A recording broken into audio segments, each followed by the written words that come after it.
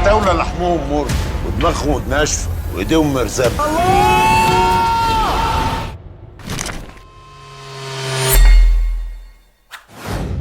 سري 2 1 هوا.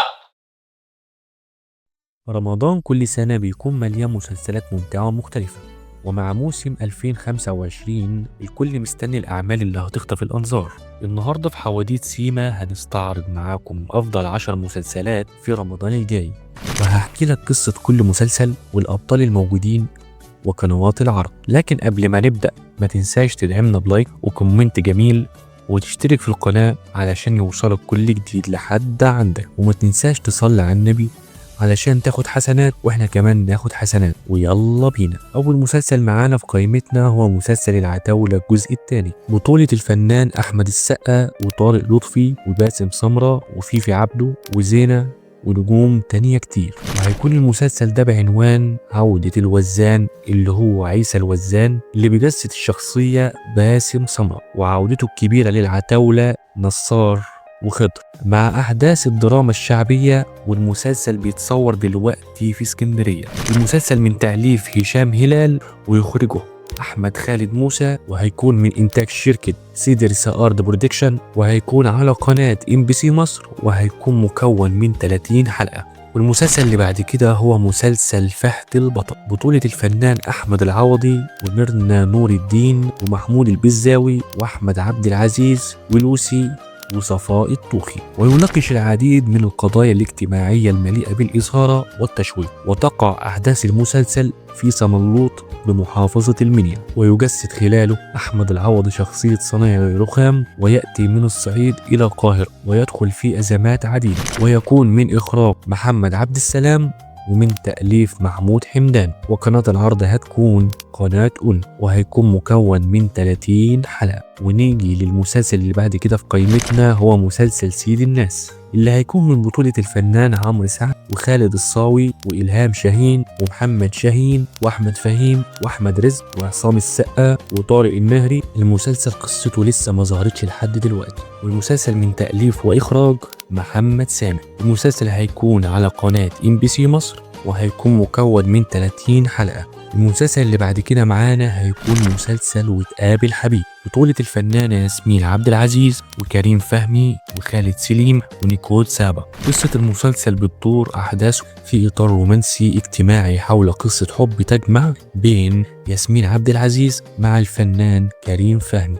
مسلسل وتقابل حبيب ده هيكون التعاون الثنائي بين نيكول سابا وياسمين عبد العزيز بعد مشاركتهم من قبل في فيلم ضمن دستة أشرار. هيكون من تأليف عمرو محمود ياسين ومن إخراج محمد حمد الخبيري. المسلسل هيكون على قناة أون، وهيكون من 30 حلقة. المسلسل اللي بعد كده معانا هيكون مسلسل إيش إيش من بطولة الفنانة مي عمر وناجد المصري وهالة صدقي وإدوارد وانتصار. يتناول مسلسل إيش إيش قصة حياة رقاصة تسعى لأكل العيش في ظل الظروف الصعبة، ومع مرور الوقت بتلاقي نفسها في مواجهة مع أحد كبار المنطقة الذي يلعب دوره الفنان القدير ماجد المصري، وهو راجل ليه سلطة كبيرة وكان عايز إنه يتقرب من إيش إيش، لكنه بيلاقي نفسه في دوامة كبيرة من المصايب اللي بتدبرها له. المسلسل من تأليف وإخراج محمد سامي، وقناة العرض هتكون قناة MBC مصر، وهيكون مكون من 30 حلقة. ونيجي للمسلسل اللي بعد كده وهو مسلسل عين شمس من بطولة الفنان أحمد مكي وعائشة بنت أحمد. وبتدور الأحداث حول شاب بسيط يعيش في حارة شعبية ويواجه العديد من الأزمات في إطار شعبي درامي. وينتمي المسلسل لنوعية الدراما الشعبية، وتعتبر المرة الأولى اللي بيقدمها أحمد مكي في اللون ده خلال مشواره الفني، بعد طبعا سلسلة المسلسل الشهير الكبير أوي. المسلسل هيكون من إخراج مندو العدل ومن تأليف هاني سرحان.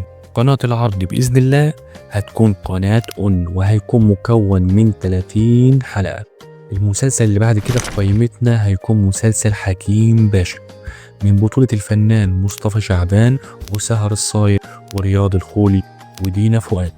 ولأول مرة يخوض الفنان مصطفى شعبان تجربة الدراما الصعيدية في مسلسل حكيم باشا. اللي بتدور أحداثه حول تجارة الأزهار في إحدى المناطق الشعبية في مصر. ويدخل مصطفى شعبان في مشكلة كبيرة أمام منذر رياح. كما يظهر رياض الخولي بدور عم مصطفى شعبان، وبيدخلوا في صراعات كبيرة.